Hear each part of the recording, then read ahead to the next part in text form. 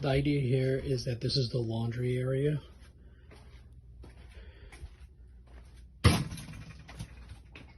So what we want to do here, since there's a wall, is that this is a perfect square, this area, to put in a full bath. As you can see, the piping is all here. The sewage is actually down here. So this area would be the full bath. And what I want to do is to take, this is just a closet, to take it out, and then the laundry washer and dryer will go in this area, because we'll take this closet out and it'll just be a hallway leading into the family room there.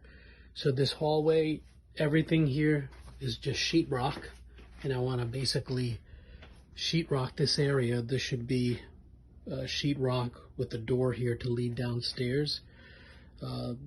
This will be out. We'll just sheetrock this all the way through, or it may even have sheetrock behind that. I'm not sure. Over here, the sheetrock, and there should be sheetrock under here. We'll just take out the tiles. Very simple. Sheetrocking all the way through. Sheetrock, ceiling. Maybe just put 2 lights, one in the hallway, one in this bathroom area. And here I want everything sheetrock as well. And just the area of maybe where the shower is, that would just be tiled inside there. And that would be the idea.